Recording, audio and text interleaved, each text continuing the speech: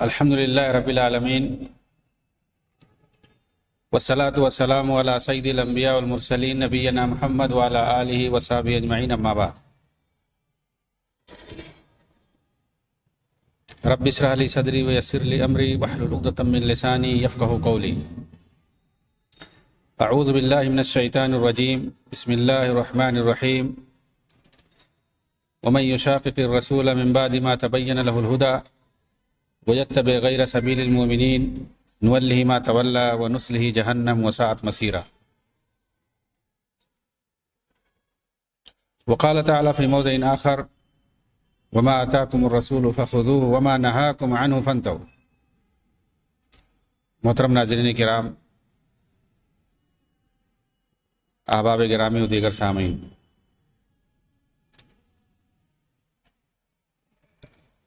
اسلام ایک عالمگیر مذہب ہے۔ اس کے اندر انسانی زندگی کے تمام شعبوں میں مکمل طریقے سے رہنمائی موجود ہے۔ اس کا تعلق چاہے دین سے ہو یا دنیا سے ہو۔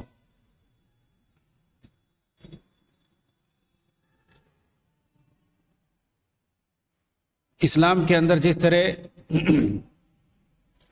نبی اکرم صلی اللہ علیہ وسلم کی سنت کو اپنانے کا حکم دیا گیا ہے، صحابہ کرام کے منہج کو اور ان کے طریقے کو جس طرح سے اپنانے کا حکم دیا گیا ہے، بے شمار قرآن اور حدیث کے اندر اس کے لیے آپ کو ثبوت اور دلائل مل جائیں گے۔ اور ایک بہت بڑا گروہ اور طبقہ اسلام کے اندر ایسا رہا ہمیشہ سے جو اسی منہج پر عمل پیرا رہا، لیکن بہت ساری جماعتیں، بہت سارے گروہ اس منہج سے زیادہ حق سے ہٹتے رہے، بھٹکتے رہے۔ ہمارا اور آپ کا فریضہ بنتا ہے کہ ہم ان تمام باطل افکار کے حامل گروہوں اور فرقوں کو ایکسپوز کرتے رہیں، اور جو زیادہ حق ہے، زیادہ راہ ہے، جو صراط مستقیم ہے، اس کی وضاحت کرتے رہیں، اسلام کے حقیقی چہرے کو سامنے لاتے رہیں۔ اور جو لوگ اس کے چہرے کو گندلا کرنے کی کوشش کرتے آئے ہیں اپنے باطل افکار کے ذریعے سے، اپنے خفیہ ایجنڈوں کے ذریعے سے، انہیں بھی ہم لوگوں کے سامنے بتاتے رہیں۔ مرور زمانہ کے ساتھ جس طرح بہت سارے باطل افکار کے حامل جماعت اور گروہیں پیدا ہوئی، موجودہ دور میں بھی اس طرح سے اپنے مختلف ایجنڈوں کے ساتھ جماعتیں اور جمعیتیں پیدا ہوئی ہیں، تنظیمیں پیدا ہوئی ہیں۔ انہی میں سے جیسا کہ بتایا گیا، اخوان المسلمین کی جماعت ہے جسے 1928 کے اندر حسن بنا کے ذریعے سے قائم کیا گیا۔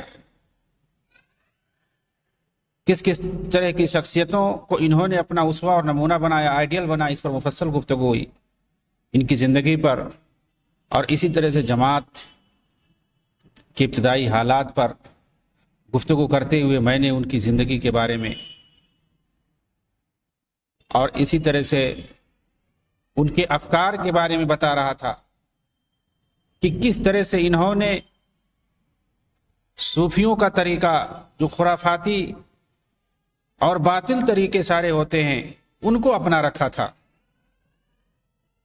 دین کے نام پہ، دعوت دین کے نام پہ، تبلیغ کے نام پہ جمعیت اور جماعت بنانے والا، دین کا پیغام لوگوں تک پہنچانے والا، اگر اس کا عقیدہ باطل رہے گا، اس کے افکار اور نظریات باطل رہیں گے، وہ کون سا دین کا کام کرے گا؟ وہ کون سی کامیابی حاصل کرے گا؟ بھیڑ جمع کر لے گا، اس میں کوئی شک نہیں ہے۔ ابلیس شیطان ہر ایک کے پیچھے لگا ہوا ہے، باطل راستوں ہی کی طرف وہ لے جاتا ہے لوگوں کو۔ وہ بھیڑ دکھاتا ہے کہ دیکھو اتنی بڑی جماعت ہے، اگر حق نہ ہوتی تو یہ کیسے قائم رہتی؟ کیسے اتنے لوگ اکٹھا ہوتے؟ کیا سارے لوگ جاہل ہیں؟ کیا سارے لوگ بیوقوف ہیں؟ کیا سارے لوگ پاگل ہیں؟ باطل افکار کے حاملین، باطل عقیدے کے حاملین پروپیگنڈوں کے ذریعے سے بھیڑ جمع کرتے ہیں۔ تقریروں کے ذریعے سے، جلسے جلوسوں کے ذریعے سے بھیڑ جمع کرتے ہیں، لیکن حق کی پہچان کیسے ہوتی ہے اس کو جانچا جاتا ہے۔ ہمارے سامنے دو چیزیں ہیں، کتاب و سنت ہے، صحابہ کرام کا طریقہ اور منہج ہے۔ ہم دیکھیں گے کتاب و سنت میں یہ طریقہ موجود ہے یا نہیں، یہ عقیدہ، یہ افکار کیا کتاب و سنت کے اندر پائے جاتے ہیں، ان کی کوئی نظیر ہے، کوئی مثال ہے؟ کیا صحابہ کرام نے اس پر عمل کر کے دکھایا؟ صحابہ کرام میں سے کسی نے اس طریقے کو اختیار کیا؟ یہ افکار اور عقائد کیا ان کے اندر پائے جاتے تھے؟ کیونکہ یہ سارا کام دین کے نام پہ کیا جاتا ہے، اور دین کے نام پر اگر کوئی سامنے کوئی چیز لائے آپ کے، تو آپ ضرور اس کو کتاب و سنت کی کسوٹی پہ پرکھیں، صحابہ کرام کی زندگی اور ان کے عمل سے دیکھیں کہ انہوں نے اس کو کر کے دکھایا یا نہیں دکھایا۔ یہ ہمارے لیے ضروری ہو جاتا ہے۔ آج ہم ان کے حسن بننا کے جو تصوفانہ افکار تھے ان کا ہم ذکر کریں گے، ان پر ہم گفتگو کریں گے اور دیکھیں گے کہ کتاب و سنت کے مطابق کیا ان کا عمل تھا یا اسے ہٹ کر تھا، اور اگر ہٹ کے تھا تو کون سا اسلام کا کام کر رہے تھے، دین کا کام کر رہے تھے، یا اس جمعیت اور جماعت کے پیچھے، ان تنظیموں کے پیچھے، ان خفیہ ایجنڈوں کے پیچھے کوئی اور مقصد تھا، کچھ اور مقاصد تھے۔ ان سب کو ایکسپوز کیا جائے گا انشاءاللہ۔ سب سے پہلے ضروری، اور یہ میں پہلے بات بتا دیتا ہوں کہ افریقہ کے اندر، چاہے وہ مصر ہو، لیبیا ہو، ٹیونس ہو، الجزائر ہو، براکس ہو، ان ملکوں کے اندر صوفیوں نے جتنا اسلام کا نقصان پہنچایا، اور جو انگریز، فرانسیسی، پرتگالی، ان لوگوں کا جو استعمار ایک لمبے زمانے تک قائم رہا، انہی لوگوں کی دین ہے۔ ان لوگوں نے پورے طور سے ساتھ دیا انگریزوں کا، وہاں کے مستعمرین کا، وہاں کے سامراجوں کا، جو آج بھی بہت سارے علاقوں پر قبضہ جمائے بیٹھے ہیں۔ صوفیوں نے ساتھ دیا۔ مجاہدین الجزائر کے مراکز کے جس وقت فرانس سے لڑائی کر رہے تھے، یہ لوگ غداری کر کے ان کے خیمے میں تھے، فرانسیسیوں کے ساتھ یہ لوگ بیٹھے ہوئے تھے، اور وہ لوگ کہتے تھے کہ یہ ہمارے بڑے وفادار ہیں۔ فرانسیسیوں نے جتنے مزارات بنائے ہوں گے انہوں نے خود اپنے ہاتھ سے نہیں بنایا ہوگا، اور اس کی تحفظ کرتے تھے، خانقاہوں کی اور مزاروں کی۔ یہ فرانسیسی، یہ انگریز مصر کے اندر اور دوسرے افریقہ کے ممالک کے اندر خانقاہوں اور مزاروں کی وہ بنا کر کے ان کا تحفظ دیتے تھے، انہیں سرکاری خرچہ دیتے تھے ان میں۔ وہ جانتے تھے کہ یہ ہمارے لیے نقصان دہ نہیں ہے، ہمارے فائدے کے لیے ہیں۔ یہ صوفی مجاہدین کے خلاف رپورٹ لکھاتے تھے انگریزی حکومت کے اندر، جس طرح سے ہندوستان کے اندر ہوتا تھا، وہی کام یہ صوفی افریقہ کے اندر کرتے تھے۔ وہاں کے جو مسلمان ہوتے تھے، اہل توحید ہوتے تھے، وہ مجاہدین ان کے خلاف لڑتے تھے، لیکن یہ صوفی کبھی نہیں میدان جنگ میں گئے۔ جس طرح سے کہ یہاں کے جو صوفی تھے ہندوستان کے، ان کو انگریزوں کے فوج میں حضرت خضر علیہ السلام نظر آتے تھے، اور کہتے تھے یہ دیوبندی صوفی کہ ہم کیسے ان کے خلاف لڑائی کریں، جنگ کریں، جن کی فوج میں خضر دکھتے ہیں۔ یہی حال افریقہ میں تھا صوفیوں کا۔ فرانسیسیوں کے ساتھ وہ رہتے تھے اور مجاہدین کی رپورٹ لکھاتے تھے جو ان کے خلاف لڑتے تھے۔ یہ صوفی وہاں پہ وہ اسلام کے خلاف انہوں نے غداری کی ہے، مسلمانوں کے خلاف غداری کی ہے، بہت بڑا نقصان پہنچایا ہے، سامراجوں کو سینکڑوں سال وہاں پہ رکھا ہوا ہے۔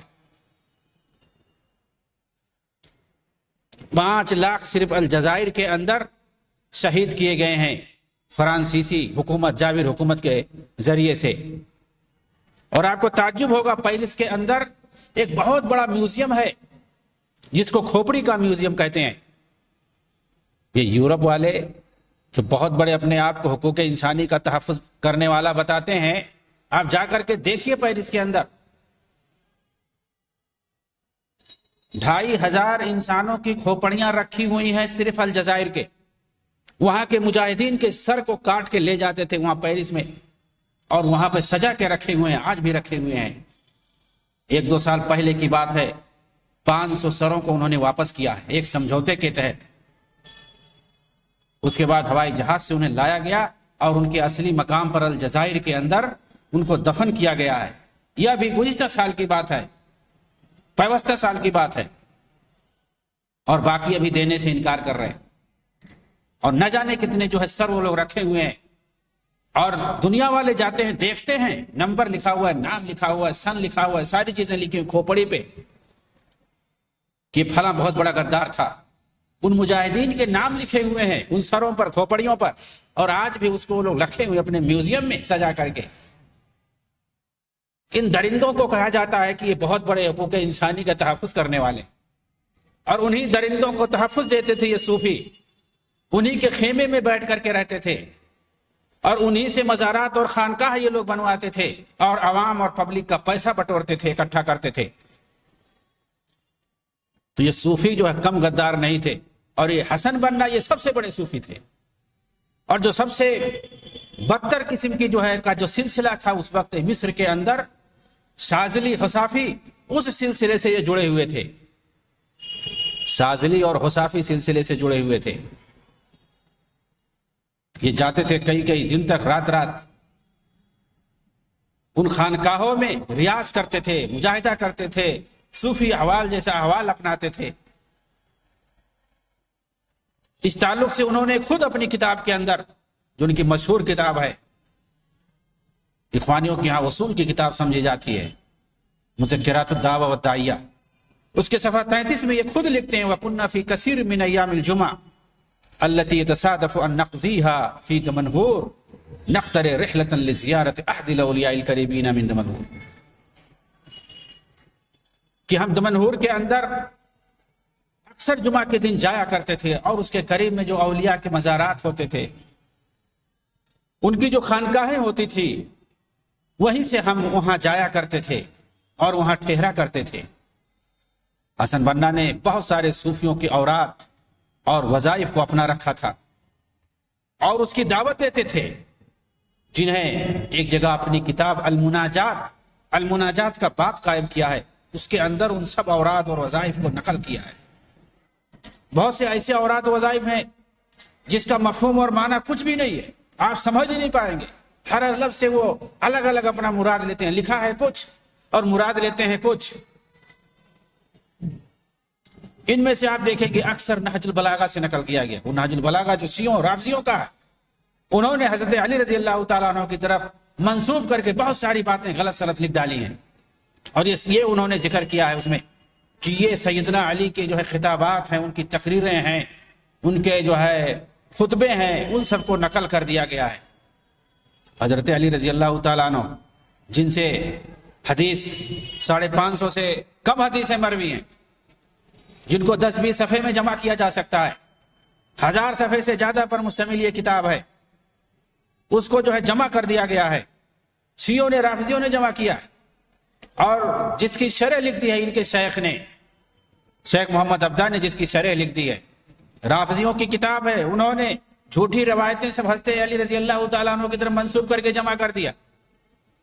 اور شیخ محمد عبدہ جو حسن بنا کے شیخ ہیں، انہوں نے اس کی شرح کی ہے، کئی جلدوں میں شرح کر دی ہے. وہیں سے سب نقل کیا ہے حسن بنا نے اپنی کتاب کے اندر، کتاب المناجات کے اندر. آپ کو سمجھ میں نہیں آئے گا کہ کیا معنی ہے اس کا، کیا مراد لیا جا رہا ہے. ایسے اوراد اور وظائف ہیں، اس کو دہراتے تھے، اس کو پڑھتے تھے بغیر جانے ہوئے کہ کیا اس کا مطلب ہے، کچھ سمجھ میں نہیں آتا. اور اگر جس چیز کا معنی مطلب نہ سمجھ میں آئے، اس کو پڑھنے سے کیا فائدہ. ایسا بھی نہیں کہ کوئی دوسری زبان ہے، کوئی فارسی زبان ہے، یا کوئی سنسکرت زبان ہے، کوئی لاطینی بھاشا ہے، عربی زبان ہے. عربی پڑھنے والا خود نہیں سمجھ پائے گا کہ کیا لکھا ہوا ہے، کون سی بات لکھی ہوئی ہے. میں ایک ذکر کرتا ہوں، ایک اس میں سے دعا، ایک ورد ذکر کرتا ہوں جو انہوں نے لکھا ہے کتاب المناجات کے اندر صفحہ نمبر 44 میں. اللہم داہ المدہوات دائی الممسوکات جابل القلوب علی فطرتہا شقیہا و سعیدہا اجعل شرائف صلواتک و نوامی برکاتک علی محمد عبدک و رسولک الخاتم لما سبق والفاتح لمن غلق والمعلن الحق بالحق. اس طرح سے نہ جانے کتنی وردیں اوراد اور وظائف اس کے اندر نقل کر رکھے ہیں جس کا شریعت سے کوئی ثبوت نہیں ہے. جو اوراد، جو وظائف، جو دعائیں کتاب و سنت سے ثابت ہیں آپ کو سینکڑوں میں مل جائیں گے. سینکڑوں دعائیں آپ کو قرآن سے مل جائیں گی اور سینکڑوں سے زیادہ آپ کو حدیثوں میں مل جائیں گی. ان سب کو چھوڑ کر کے اپنی طرف سے بے ربط بے معنی جو صوفیوں نے بنا رکھا ہے، جس کا کوئی ثبوت نہیں ہے، جس کے اندر کفر اور شرک بھرا ہوا ہے، طلسمات سے بھرا ہوا ہے، ان سب کو یہ لوگ اپنی کتابوں میں نقل کر کے اس کو مقدس بنانے کی کوشش کرتے ہیں، بجائے اس کے کہ کتاب و سنت کے اندر جو معصور دعائیں ہیں، جو وظائف ہیں، ان کو نقل کر کے ان کے ذریعے سے اپنی کتاب کو بہتر بنانے کی کوشش کرتے. جاہل صوفیہ کے بے ربط معانی والے الفاظ اور اوراد اور ذکر کو، جس کے اندر کفر اور شرک بھرا ہوا ہے، اس کو نقل کر کے یہ لوگ فخر کرتے ہیں. کتاب المناجات ہے، مذکرات الداع والداعیہ ہے. ان کو اور کوئی حدیث اور کتاب، حدیث کی کوئی کتاب یا اس کی کوئی شرح، قرآن اور اس کی شرحیں اور اس کی تفسیریں پڑھنے کو شیطان جو ہے موقع ہی نہیں دیتا ہے، فرصت ہی نہیں ہے، توفیق ہی نہیں ہے. انہی تمام طلسماتی کتابوں میں یہ پڑے رہتے ہیں. جابر رزق نے اپنی کتاب حسن بنا بے اقلام تلامذتہ و معاصری ہے، یہ کتاب ہے، انہوں نے دراصل یہ کتاب جو لکھی ہے حسن بنا بے اقلام تلامذتہ و معاصری ہے، کہ حسن بنا کے بارے میں خود ان کے شاگردوں نے اور ان کے ہم عصروں نے جو باتیں کہی ہیں انہی کی روشنی میں انہوں نے یہ کتاب لکھی ہے. ان کی جماعت سے منسلک ان کے شاگردوں نے، ان کے ارکان جماعت نے اور ان کے ہم عصر علماء نے حسن بنا کے جو باتیں کہی ہیں، لکھی ہیں اخباروں میں، اپنی کتابوں میں، انہی کو انہوں نے نقل کیا ہے اور جمع کیا ہے کہ حسن بنا کون تھے اپنے ہی شاگردوں کے زبان میں.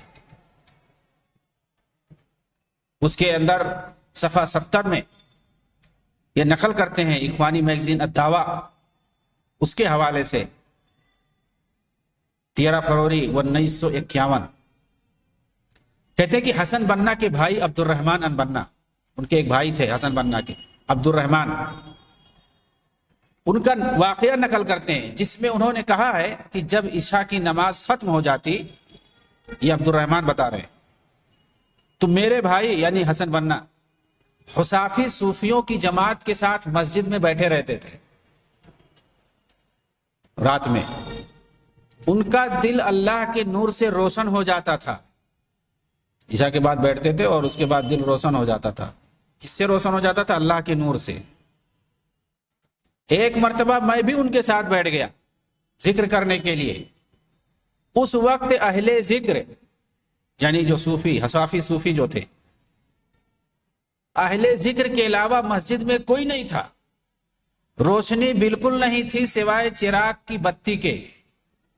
سناٹے کی رات تھی، دعاؤں اور ذکر و اوراد کی ہلکی ہلکی آوازیں سنائی دے رہی تھی کہ اچانک روشنی پھوٹتی ہے اور پوری مسجد آسمانی نور سے چھا جاتی ہے. ربانی جلال اپنے گھیرے میں لے لیتا ہے. وہاں موجود سارے جسمانی وجود مزمحل ہو جاتے ہیں، یعنی ختم ہو جاتے ہیں. جسمانی وجود مطلب جو انسان تھے، جو صوفی تھے، سب وہ صافی صوفی جو تھے وہ مزمحل ہو جاتے ہیں، یعنی غائب ہو جاتے ہیں. ہر چیز اپنا وجود کھو بیٹھتی ہے، صرف روحوں کی دنیا ہوتی ہے. جسمانی وجود کھو کر کے سب روحانی دنیا میں چلے جاتے، کوئی کسی کا جسم نہیں دیکھتا ہے.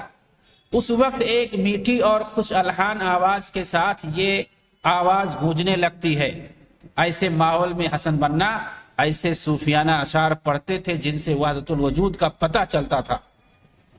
اسی طریقے پر بالکل جو ابن عربی اور حلاج کا تھا. وہ میٹھی آواز کون سی تھی؟ وہ حسن بنا کی آواز تھی، انہی کی آواز سنائی دے رہی تھی۔ وہ عالم ارواح میں چلے گئے تھے، جسمانی وجود سارے صوفی کھو بیٹھے تھے۔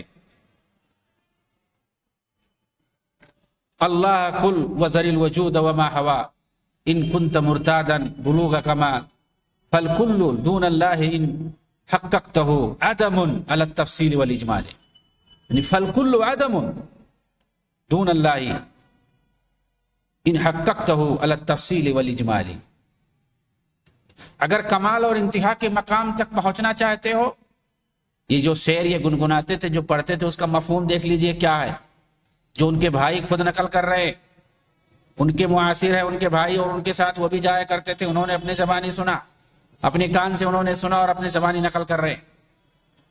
عربی جو پڑھا انہوں نے، اس کا ترجمہ کیا ہے؟ اگر تم کمال اور انتہا کے مقام تک پہنچنا چاہتے ہو تو سارے وجود کو چھوڑ کر صرف اللہ کا ورد کرو، اور اگر آپ نے اس کی حقیقت کو پا لیا تو جان لو کہ اجمالی اور تفصیلی ہر اعتبار سے اس کے علاوہ کچھ نہیں ہے۔ فالکل عدم دون اللہ، اللہ کے علاوہ کچھ نہیں ہے۔ اس کا کیا مطلب ہے؟ یعنی جو کچھ ہے وجود کی جتنی شکلیں ہیں سب اللہ، یہ کہنا چاہتے ہیں دراصل۔ اجمالی اور تفصیلی ہر اعتبار سے اللہ کے علاوہ کچھ نہیں ہے۔ پھر یہی وہ پڑھتے تھے، یعنی جو حلاج اور ابن عربی جیسے زندیق قسم کے صوفی، جو کہا کرتا تھا ابن عربی کہ ہمارے جبے میں اللہ کے سوا کوئی نہیں ہے، نعوذ باللہ، ایسے وحدت الوجودی صوفیوں کا شعر یہ گنگناتے تھے، اور اس کی یہ پڑھ کر کے یہ عالم ارواح میں چلے جاتے تھے۔ اس صوفیانہ شعر کا مطلب یہی ہوا کہ ہر چیز اللہ ہے، جسے وحدت الوجود کہا جاتا ہے، جو باطنیہ اور زنادقہ کا عقیدہ ہے، اور جس کے کفریہ ہونے پر ساری امت کا اتفاق ہے۔ اللہ اسے باطل عقیدے سے بری اور بالاتر ہے کہ جسمانی اعتبار سے اللہ ہر چیز میں ہے۔ ایسا کہنا یہ کفر ہے۔ سینکڑوں دلائل سے ثابت ہے قرآن و حدیث کے اندر، الرحمن علی العرش استویٰ، کہ اللہ تعالیٰ عرش پر مستوی ہے اپنے وجود کے حساب سے۔ اللہ تعالیٰ ہر جگہ اس کی حکومت ہے، اس کی سربراہی ہے، ہر چیز کو دیکھتا ہے، ہر چیز کو سنتا ہے، ہر چیز اس کی نظر میں،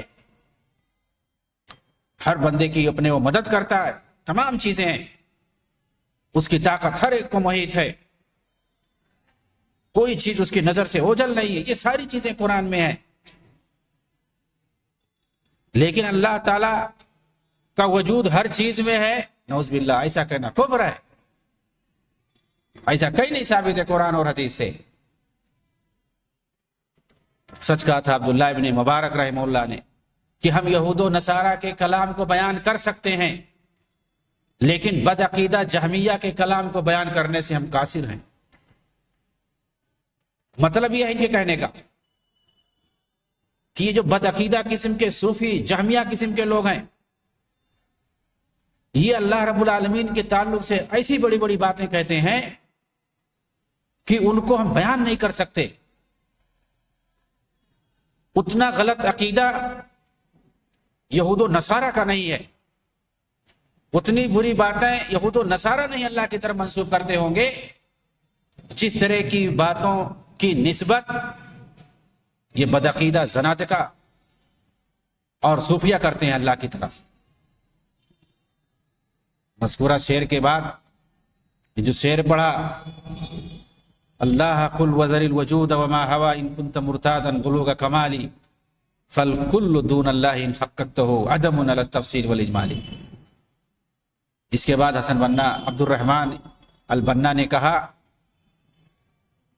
کیا ہی عمدہ اور سریلی آواز والا شعر ہے جسے ہم برابر گنگناتے رہتے تھے، اور یہ قصیدہ کس قدر میٹھا ہے جسے ہم محفلوں میں پڑھا کرتے تھے۔ یہ اس پر تبصرہ کر رہے ہیں۔ اسی طرح سے حسن بنا ملحد صوفی ابن فارس کے اشعار بھی گنگناتے رہتے تھے۔ یہ وہ صوفی ہے جسے وحدت الوجود کے دائیوں میں مانا جاتا ہے، اور سارے ملحد صوفی خود کو اسی کی طرف نسبت کرتے ہیں، ابن فارس۔ اخوانی محمود عبد الحلیم کہتے ہیں حسن بنا ابن فارس کا یہ شعر اکثر پڑھا کرتے تھے. وہ کون سا ان کا شعر ہے؟ وَلَا تَكُ مِمَّن تَيَّسَتْهُ طُرُوسُهُ بِحَيْثُ اسْتَقَلَّتْ عَقْلَهُ وَاسْتَبَدَّتِ فَإِنَّ وَرَاءَ الْعَقْلِ أَمَّا يَجِلُّ عَنْ مَدَارِكِ غَايَاتِ الْعُقُولِ السَّلِيمَةِ. مطلب کیا اس کا؟ ان لوگوں میں سے نہ بنو جنہیں کتابوں نے پاگل بنا رکھا. یہ شعر کہہ رہے اکثر پڑھا کرتے تھے حسن بنا تاکہ اس پر عمل باقی رہے. بھول جائے تو ایسا نہ ہو کہ عمل چھوٹ جائے. ان لوگوں میں سے نہ بنو جنہیں کتابوں نے پاگل بنا رکھا ہے، اس طور پہ کہ کتابیں اس کی عقل پر ظالمانہ قبضہ کر کے بیٹھ جائیں. عقل سے بھی آگے ایک ایسا علم ہے جو تمام انسانی عقلوں کے ادراک سے پاک ہے. یہ صوفی جسے علم لدنی کہا کرتے ہیں. یہ محدثین کا مذاق اڑاتے ہیں جو ہمیشہ کتابوں کے اندر قال اللہ اور قال الرسول لکھتے ہیں. ہر وقت کتابوں کا کیڑا بنے رہتے ہیں، لکھتے ہی پڑھتے رہتے ہیں. ان کا مذاق اڑاتے ہیں صوفی کہ یہ لوگ محدثین کیا ہے؟ یہ لوگ کہتے ہیں روا ھذا الحدیث فلان عن فلان عن فلان عن فلان. اور ہم لوگ کیا کہتے ہیں؟ حدثنی ربی عن قلبی. خلاص ہمیں حدیث مل گئی، اللہ تعالیٰ نے ڈائریکٹ میرے دل سے روایت کیا. یہ بولتے ہیں، کہتے یہ محدثین ہیں، یہ کہتے ہیں روا ھذا الحدیث فلان عن فلان عن فلان. کوئی حدیث لاتے ہیں اور کہتے ہیں کہ اس کو فلاں سے فلاں سے فلاں نے روایت کیا. پھر اس کے بعد اللہ کے رسول تک کتنے سلسلوں کے بعد پہنچتے ہیں، اور ہم لوگ تو ڈائریکٹ پہنچ جاتے ہیں. یہ کہہ کر کے یہ محدثین کا مذاق اڑاتے ہیں. اس شعر کے اندر بھی محدثین کا مذاق اڑایا گیا ہے، ائمہ کرام کا مذاق اڑایا گیا ہے جنہوں نے پوری زندگی کو کھپا دیا علم حاصل کرنے میں اور اس کو جمع اور تدوین کرنے میں، اپنے شاگردوں تک پہنچانے میں. جتنے محدثین کرام، ائمہ اعظام اور محققین کرام نے خدمت کی ہے دین کی، لکھ کر کے پڑھ کر کے اپنے دین اسلام کو تبلیغ کر کے پھیلا کر کے، ان سب کا مذاق ہے اس کے اندر. یہ مذاق کریں گے نہیں تو کیا کریں گے؟ ادھر ادھر خانقاہوں میں مزاروں میں پڑے رہتے ہیں، انہیں کچھ کام نہیں ہوتا ہے، کھاتے ہیں پڑے رہتے ہیں اور اس طرح سے پاگل پنی میں بولتے رہتے ہیں. تو یہ انہی کا شعر گنگناتے تھے. ایسے ہی پاگل سب کو یہ لوگ بنانا چاہتے ہیں، اور اسی لیے جو سامراج ہوتی ہے وہ ان کو پسند کرتی ہے. آج بھی جو جانتا ہے حقیقت میں عالم اسلام کے تعلق سے، جس کا مطالعہ صحیح سے ہے، وہ جانتا ہے کہ آج کی بھی دنیا جو اعداء اسلام ہے، چاہے وہ روس ہو یا امریکہ ہو یا برطانیہ ہو یا کوئی بھی ہو، سب لوگ انہی صوفیہ کو پسند کرتے ہیں. انہی کے خرچوں پر سالانہ بڑی بڑی کانفرنسیں ہوتی ہیں. آپ 16 میں دیکھیے کئی کانفرنس ہوئی. چیچینیا کے اندر روس کا صدر پوٹن نے کروایا، صوفیوں کو اکٹھا کر کے اس نے سربراہی کے مہمان خاص بنا ہوا تھا، اسی کے خرچے پہ ہوا. ہندوستان کے اندر دلی میں ہوا اسی سال، بی جے پی نے اسے کروایا، مودی نے کروایا اس کو، اور کہا کہ یہاں سمجھ میں آ رہا ہے کہ کس طرح سے پوری دنیا کے لوگ ایک ہیں، ہم ایسے ہی مسلمانوں کو چاہتے ہیں. اور وہاں چیچنیا کے اندر وہ پوٹن ان صوفیوں کے ساتھ ناچ کر رہا تھا. صوفی ناچ میں وہ بھی شریک تھا. یہ صوفیوں کا ناچ ہوتا ہے، اس میں وہ بھی شریک تھا. 2011 کے اندر امریکہ میں ہوا، امریکی حکومت کی سرپرستی میں صوفیوں کی بہت بڑی کانفرنس ہوئی. ترکی میں ہر سال کانفرنس ہوتا ہے صوفیوں کا، اور ان لوگوں کی پوری سرپرستی اعداء اسلام کرتے ہیں. آخر کیوں انہیں محبت ہے صوفیوں سے؟ اسی لیے وہ چاہتے ہیں کہ یہ جو تصوفانہ جو اسلام کا ڈھانچہ ہے انہوں نے جو بنا رکھا ہے، جو مشرکانہ اور کافرانہ نظام ہے تصوف کے اندر، وہی ماڈل اسلام کا پیش کرنا چاہتے ہیں، لوگوں کو دکھانا چاہتے ہیں کہ یہ اسلام اگر لاؤ گے تو ہم تو خوش رہیں گے، نہیں تو ہم لڑیں گے تم سے. کتاب و سنت کا کوئی اگر چہرہ دکھائے گا اسلام کا تو ہم اس کو نہیں مانیں گے، اس کو ہم ریڈیکل کہہ دیں گے، اس کو ہم وہابی بنا دیں گے، کچھ نہ کچھ ہم اس کو لیبل لگا دیں گے تشدد کا. یہ والا نہیں چاہیے. تصوف والا لاؤ، کیونکہ وہ جانتے ہیں کہ وہی چیز ہمارے یہاں بھی ہے، وہی چیز ان کے یہاں بھی ہے، اس سے کوئی فرق نہیں پڑے گا۔ تو یہی سب عقیدہ رکھتے تھے۔ کون؟ حسن بننا رکھتے تھے۔ ابن فارس نے اس شعر کے اندر علم و شریعت جو کہ موروثہ ہے، مسلمانوں کی وراثت ہے، دونوں کی مذمت کی ہے۔ اس نے سارے علوم و شریعت کو محصور کر دیا ہے دلوں سے سیدھا علم حاصل کرنے پر، اور غیب سے۔ اس کا یہی مقصد ہے۔ یہ وحدت الوجود کا منکر وجود باری کے طرز پر قائل تھا۔ اسی طرح سے اس طور پر کہ طبیعت ہی عین خدا ہے، یہ طبیعت کو مانتا تھا۔ اس طرح ساری چیزیں اس کے نزدیک ایک ہو جاتی تھی، جہاں کوئی غیریت باقی نہ رہ جائے۔ وہ ایسا اللہ مانتا ہی نہ تھا جس کے ہاتھ میں بادشاہت ہو، معاف کرنے والا ہو، بلکہ وہ دعا کرنے والے اور مدعو دونوں کو ایک سمجھتا تھا۔ یہ دعا بھی مانگنے والا اور دینے والا دونوں کو ایک سمجھتا تھا، حتیٰ کہ وہ خالق و مخلوق بھی دونوں کو ایک مانتا تھا، جیسا کہ وہ خود کہتا ہے اور جسے حسن بننا پڑھا کرتے تھے، گنگنایا کرتے تھے۔ تلقیتہ انی ومنی اخذتہ ونفسی کانت من تائم مدتی ولا تحسبن الارم عنی خارجا فما سعد الا داخل فی عبودتی ولولا لم یوجد وجود ولم یکن شہود ولم تعہد وجود بذمتی۔ میں نے اسے خود سے حاصل کیا اور خود ہی اسے لے لیا، اور میرا نفس خود میرا عطا ہے۔ معاملے کو مجھ سے باہر نہ سمجھو، داخل ہی میری عبودیت میں بستا ہے۔ اگر میں نہ ہوتا تو کوئی وجود نہ ہوتا، اور نہ کوئی شہود ہوتا، اور نہ ہی کوئی وعدہ اور عہد و پیمان ہوتا۔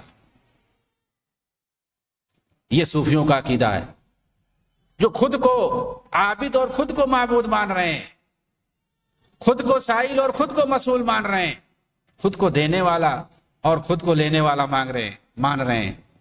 یہ صوفیوں کا عقیدہ تھا۔ ان سے بڑا منکر یہ وحدت وجود باری تعالیٰ کے منکر تھے۔